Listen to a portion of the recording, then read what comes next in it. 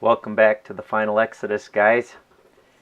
Today I'm starting a new series. I'm going to take a little break from doing the gospel, and I have reasons for that, but I'll be coming back to the gospel to complete the video series of the gospel. I just want to take you over to the final Exodus site here for a second and show you this video series. I'm hoping you're taking some time to look at it. So over here at the final Exodus, this is the gospel. Very important series. Most important series I could do for you. You should listen to it, and you should pay attention to what I'm saying there until you can teach it. And this is just the beginning. There's so much more I'd like to do for you over on this. So I'm going to be working on it for quite some time to improve upon it. There are 10 videos over there, and I will be building on that. But this series right now is called, well, I'm calling it Serious. I'm calling it Serious. And a little play on words, because there are some things that are unfolding in Syria that I believe are critical. And these are critical days. And I've been saying for a long time that Syria is the cotter pin of the grenade for World War III. So in this series, I'm going to be talking about Ezekiel 38 and 39, Psalms 83. I'll be talking about the war of Revelation 6 and how this conflict in Syria is a biblical element that's unfolding for such a time as this. So let's go to Ezekiel 38. This video is called An Earthquake is Coming. Where do I get that? Well, there are two passages speaking of the same earthquake. Ezekiel 38:19 says, "In my zeal and in my blazing wrath," this is the Lord speaking, the Father of all creation. He says, "In my zeal and in my blazing wrath, I declare that on that day there will surely be a great earthquake in the land of Israel." Where will the earthquake be? In the land of Israel. What day is that? Well, it's the day when he opens the sixth seal. I looked when he broke the sixth seal, it says in Revelation chapter 6, verse 12. And there was a great earthquake. The earthquake is in Israel. And the sun became black as sackcloth made of hair, and the whole moon became like blood. This day is coming upon the earth very soon. And I'm telling you that this is a very, very high watch period right now, before the 70th Shavuot on May 20th or thereabout. So there's a lot to say about that, but I'm not going into it right now. So when you see these things, so let's look here at Luke 21:20. When you see these things, Luke 21:20. When you see Jerusalem surrounded by armies, then recognize her desolation is near. What are we looking for? Armies surrounding Jerusalem. Then recognize her desolation is near. And this is when the people will flee to the wilderness. And the scriptures say, pray that their flight does not happen on the Sabbath or in the winter. And we just passed winter of 2018. And I don't know about you, but I've been praying. I've been praying that their flight would not happen on the Sabbath or in the winter. So we are in very, very critical times, having passed the winter of 2018. And for us here in Minnesota, what a winter it was. What a doozy. Now I'm going to go to this verse eventually, but let's follow along with the notes. So I want to move to the next portion here that says, who cares? Who cares about what is going on in Syria? Who cares? And is it just news? Is it just news, you guys? Why should we even care about these things? So let's just take a look at this. Syria and Lebanon, and down here, Israel. This is Syria. And you wonder, what's going on over here when they said Bashar al-Assad is killing his own people? Well, I have to tell you, we're going to go look at some of this stuff, and it's going to make you uncomfortable, because I'm going to challenge your belief system. Why would I be challenging your belief system? Well, take a look at this verse here. Well, before I show you that verse, I want to show you this. This is the area of Syria. So here's kind of an interesting thing. We don't do this very frequently. We look at a map and see Africa down here, Saudi Arabia here. We have Israel here and Syria here. And we have Iran right here. So all these neighbors, Iraq right here. And we're occupying Iraq, right? We've been doing that for about 10 years. Now it's time for us to occupy Syria, right? We're occupying Syria now. And here you have Russia complaining about that. And we're going to talk about that a little bit. But I want to show you a verse here that will really challenge you. So let's blow it up a little bit and take a second.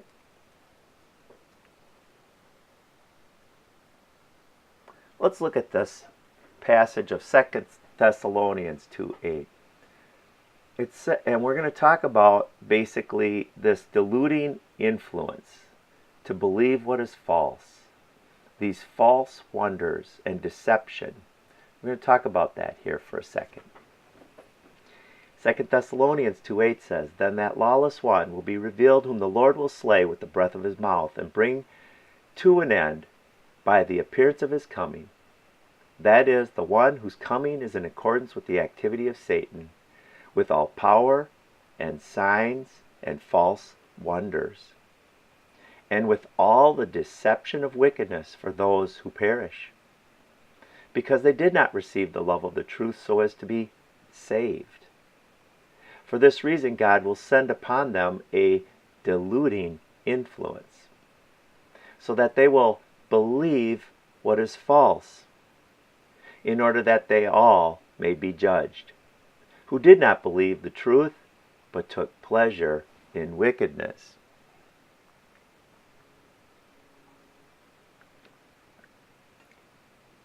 So, our Father will send upon people, those who perish, He will send upon them a deluding influence. The ones who do not love the truth have not received the love of the truth. He'll send upon them that which is false, in order that they all may be judged. So here's what I want to ask you right now. I want to ask you this question. Have you identified any deluding influences? Have you identified the wolves in sheep's clothing? Have you identified stories that are not true? Have you identified any propaganda? And are you awake? Okay, good questions, huh? Good questions. So I'm pretty much assuming that my audience is awake. Is that a good assumption? Is my audience awake?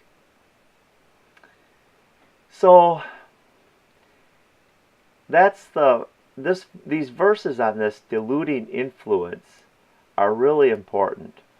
So as I take you into scripture, I've had a number of people say to me, I am frustrated that I haven't taken the time to know these things, Mitch. And I'm saying, don't be frustrated. Here's the deal. You have people who've taken the time to know these things because that's their gift. And I am one of those people. And I'm not asking you to believe me just straight out. No, I'm not saying that.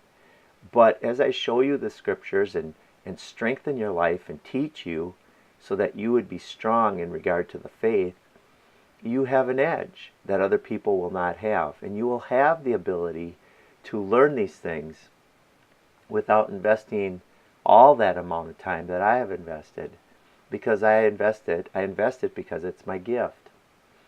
So here's the deal, though. Take a look at this, you guys. I want to show you a picture here. This little picture. Let's go to this picture. This is a picture of a man allowing a tiger to lick his brain. I say brain because I think a lot of times we all let our head get filled with things that are dangerous. So if you would imagine that tiger being the media, it just isn't that worth 1,000 words. So as I challenge what the media is telling us, I challenge it, and I'll challenge you in what you believe. You may identify the deception, the deluding influence that is about ready to take your head off, really. And it's really important for us as we proceed in these things to know the truth. And you might say, well, it just doesn't matter that much to me. And I'm saying, well, it matters enough that our Father, our Heavenly Father, told us about these things. He told us about the deceptions to come. He told us in advance. Do you think that's important, that He told us this in advance? So as I start to expose these things, I want you to know they're very important. And I'll tell you in the future too, and I'm going to tell you at the end of this video why they're important and how learning this is going to change your life. So it's going to be worth every bit of your investment to identify this tiger that you're allowing to lick your brain. It's going to be really important.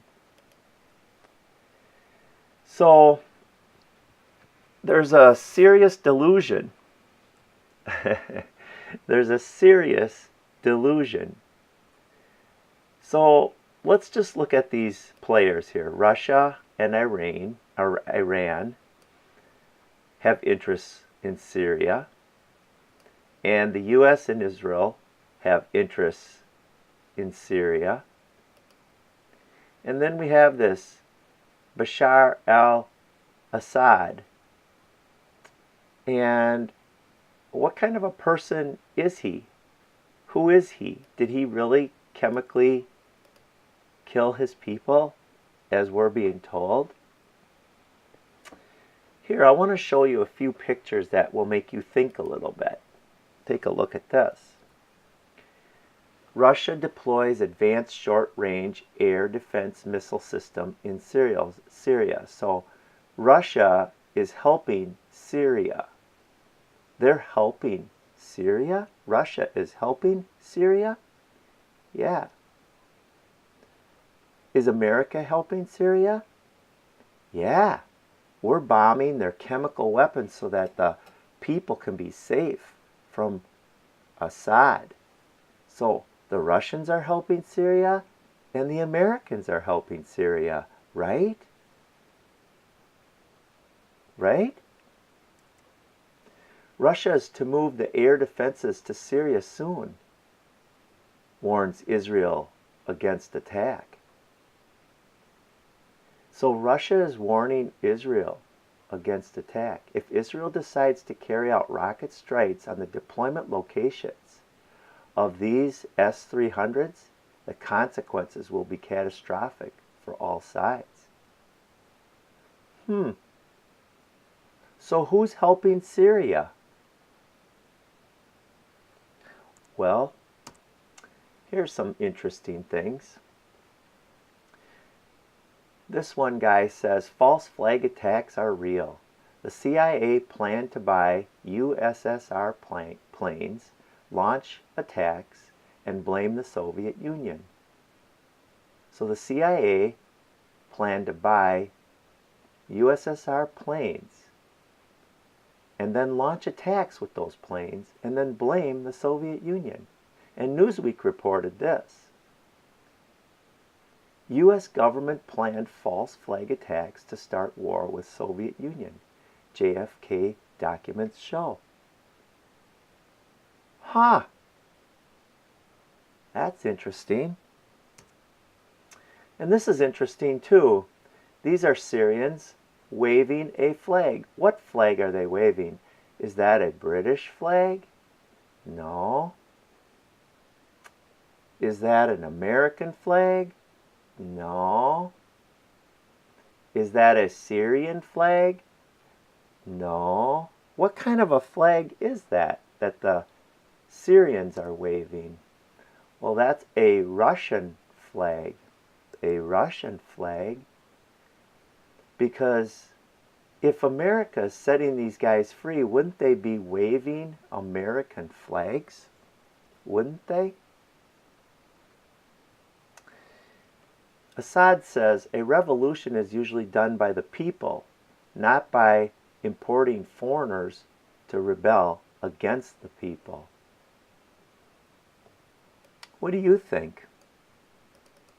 What do you think about that? Any thoughts about that, you guys? Well, I have way more to say and way more to show you, but the question you have to ask yourself is, who are the good guys and who are the bad guys? Who are the good guys? Do you know who the good guys are in the Syrian delusion? Well, my Bible says there are no good guys. That God alone is the good guy. Do you believe that? Or maybe you think you're the good guy. Do you think you're the good guy? Need more of a dose of the gospel, I guess. God is the good guy. Man is not the good guy. Check out this commercial. See what you think about it. I'll turn it up so you can enjoy it. 5 oceans, 7 continents. Whatever it takes, wherever it takes us. America's Navy, a global force for good. Let's check this out again. Right about the 5-second mark. Whatever it takes, whatever it takes, whatever it takes, whatever it takes, whatever it takes, wherever it takes us. America's Navy, a global force for good. One more time. 5 oceans, 7 continents. Whatever it takes, wherever it takes us. America's Navy, a global force for good. So, we are what? On 5 oceans, 7 continents. 5 oceans, 7 continents.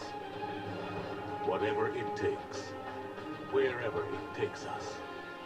America's Navy, a global force for good. a global force for good. Whatever happened to national defense? A global force for good? Why are we really in Syria? Is it because little children were injured by chemicals? Is that why we're there? So here is what I want to ask you. What does the Bible say?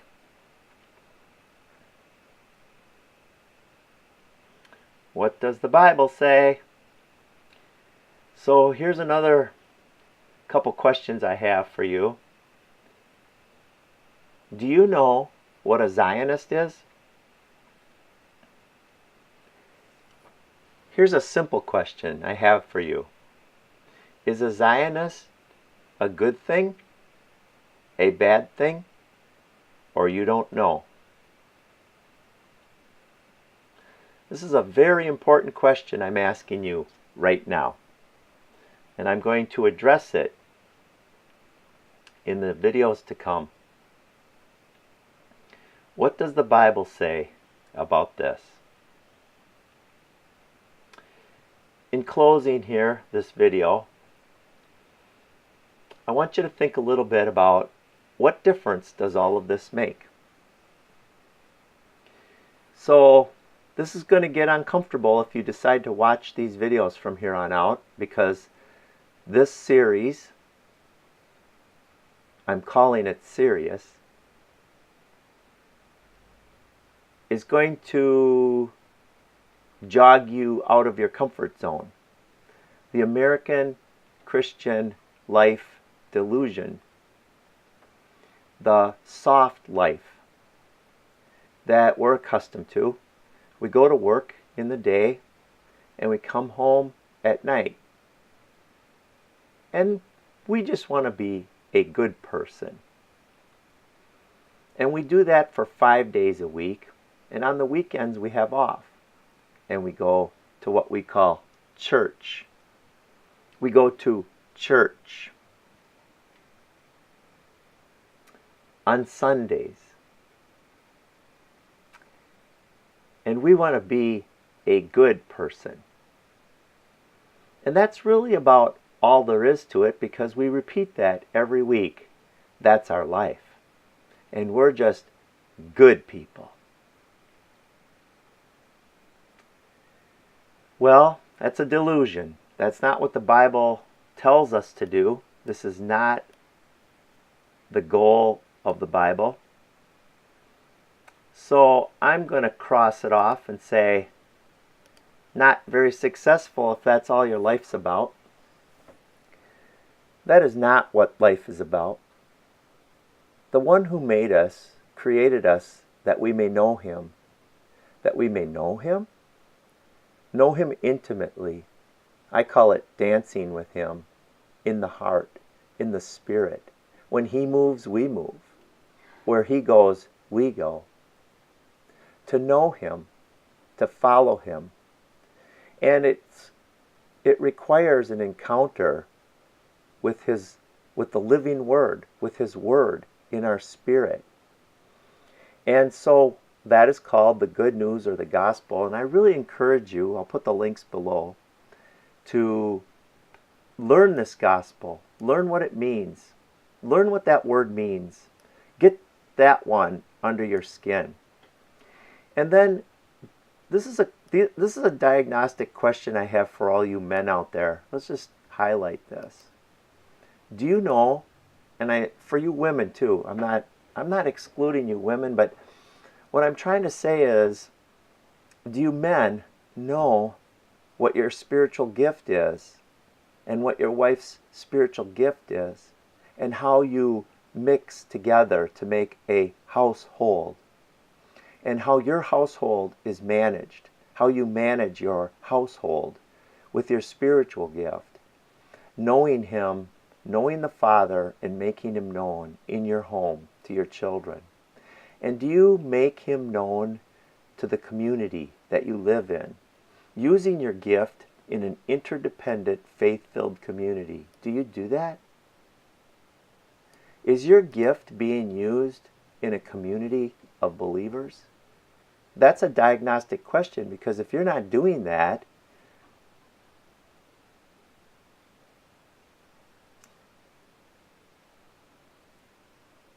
that's pretty much the point of the whole thing. This whole life, from birth to the grave. That's the point. And to grow the community around you in the gospel, that's the point. To make disciples of the whole world, going out into the whole world and making disciples. So it's a holy devotion of knowing Him and making Him known. Is that what your life is filled with? That passion? So what I'm trying to say is, these things I'm going to be showing to you are not news. This is not news. Not the news. I'm not interested in bringing you news. I have one interest, and that is strengthening you in your faith. Are you ready for the earthquake that is coming, that will usher in the last days? Your faith is going to get tested. So, will you trust the Father for manna from heaven? Water out of a rock? There was an exodus from Egypt, and this is what He supplied. And there will be the final exodus. In the final exodus, will you be helping your neighbor? Or will you be defending your food source from your neighbor?